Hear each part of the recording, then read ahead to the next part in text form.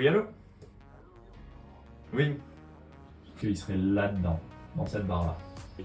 Bah là, on est en train de faire le point avec l'équipe et ensuite on prépare le matériel et on part. J'ai eu Kevin au téléphone, Kevin il dit que oui, y a pas, Merci beaucoup. pour lui c'est pas une activité orageuse. À mon avis, on se gare là, on fait décoller le drone, on cherche. Oh, du coup, les loustiques, let's go. On va prendre les 2 mains courantes Ok. en 100 mètres. Après, en corde, on va prendre des 50 mètres statiques. Donne-moi les couleurs s'il te plaît, blanche. Ouais, une blanche. Une blanche. Baudrier complet, tac 2, casque 2. On a dit qu'il faisait 30. 32 kilos.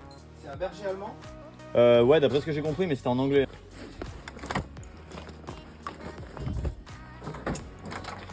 On saute dans le pick-up, direction le lac de Grand-Maison.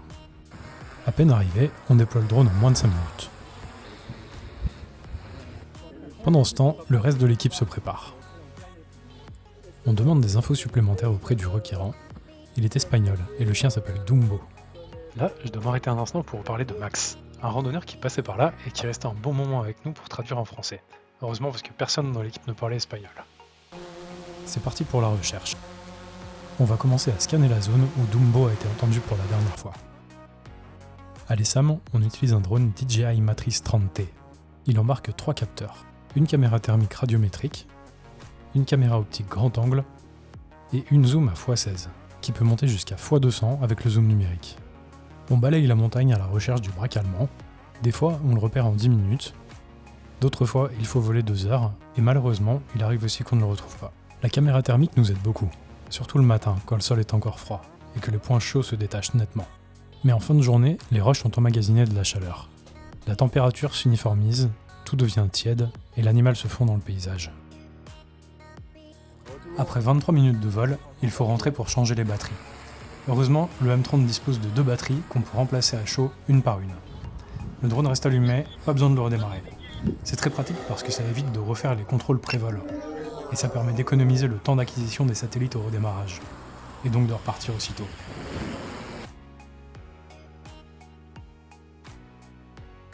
Le M30 peut voler environ 40 minutes par charge, mais en conditions réelles, c'est souvent moins. L'altitude, le vent, la température, tout influence l'autonomie. Et sur ce type de terrain, chaque minute compte. Plus on passe de temps en vol, plus on augmente nos chances, et celles de l'animal. Hugo a repéré quelque chose sur la caméra thermique, un point blanc qui se détache nettement. C'est bien Dumbo. Regarde, c'est fantastique. T'as vu? Est-ce que t'as vu? On peut lire le numéro de téléphone. Une première équipe de secouristes entame l'ascension. Pendant ce temps, la pluie arrive et Arnaud se réfugie dans le coffre de la voiture pour piloter au sec. Après 30 minutes de marche, l'équipe est proche du chien. Mais dans ce type de terrain, proche, ça ne veut pas forcément dire facilement accessible. S'il arrive à voir les 2 gros cailloux que je pointe, ouais, s'il passe entre, là, mais il y arrive. Depuis le ciel, on a une vue d'ensemble du relief. On peut identifier les passages possibles. Il y a un couloir qui passe à main droite, donc c'est gauche. Est-ce que c'est plus facile? Mais dans tous les cas, c'est un travail d'équipe. Je pense pas. Non. Et c'est ce que ça donne, je sais pas. Ah oui, il faut que je remonte. Bah là, moi je vois pas bien les pentes, mais pour moi il faut qu'il descende un petit peu. Voilà, là il descend. Il continue, il longe la paroi. S'il se met là, il va le voir. S'il monte sur le petit truc là, il va le voir. Vous aurez moyen de vous reculer un petit peu avec le drone. Parce que depuis les airs, on ne perçoit pas tout. L'adhérence d'une dalle, la raideur réelle d'une pente, ça, seul un secouriste sur le terrain peut le ressentir. Arnaud et Gaël, le chien est en méditation. Gaoul, l'un des secouristes de l'ESAM, s'approche de la zone. Il installe des ancrages amovibles en acier dans la paroi et il sécurise la corde avec un nœud à oreille de lapin. Sauver un animal en montagne, ce n'est pas juste une opération technique. C'est aussi une rencontre. Dumbo est seul depuis plusieurs heures, fatigué, méfiant, mais vivant.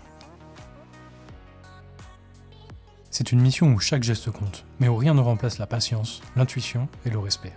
On fait bien sûr toujours très attention aux cordes, aux ancrages, au matériel, mais surtout à la façon dont on se comporte quand on atteint l'animal. On lui laisse le temps de comprendre qu'on est là pour l'aider, pas pour le forcer. Parfois ça prend du temps, et c'est normal. Gaoul connaît ce genre de situation. il ne force rien, il attend. Il lui donne des croquettes, il lui parle doucement, et petit à petit, Dumbo cesse d'aboyer et s'apaise. C'est à partir de ce moment-là qu'on peut agir.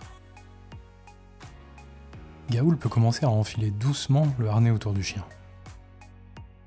En haut, l'équipe est prête. Ils tendent la corde, et ils commencent à hisser doucement Gaoul et Dumbo à l'aide d'un mouflage. Un mouflage, c'est un système de poulies qui permet de multiplier la force nécessaire pour les tracter. À flanc de falaise, suspendu au-dessus d'une pente vertigineuse, le chien est toujours accompagné. À chaque instant, il est rassuré par le secouriste. À mi-parcours, il croise Kevin, posté à un fractionnement. Encore quelques mètres et ils seront de retour. Le drone transforme la manière d'intervenir sur ce type de secours. Sa vue thermique, son zoom, sa rapidité de déploiement permettent souvent de localiser l'animal en quelques minutes. Les secouristes peuvent alors se concentrer sur l'intervention elle-même, sans épuiser leur énergie dans des recherches longues et incertaines. Dumbo est enfin tiré d'affaire. L'équipe peut souffler un bon coup et commencer à déséquiper. Ce sauvetage, c'est le 23e de l'année pour les SAM. Et le 15e où un animal a pu être retrouvé sain et sauf. Depuis sa création il y a 6 ans, l'équipe a porté secours à plus de 280 animaux. Tous les membres de l'ESAM sont bénévoles. Ils donnent de leur temps et de leur énergie pour ces vies animales, mais tellement précieuses pour ceux qui les aiment. Chaque intervention est différente. Mais l'élan, lui, reste toujours le même, répondre présent. Le moment tant attendu arrive. Dumbo et son compagnon se retrouvent.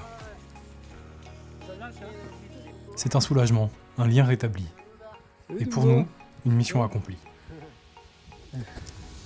Merci. C'est sûrement un peu pour revivre encore et encore ce genre de moment que les équipes de l'ESAM ne se lassent jamais de partir sur un secours.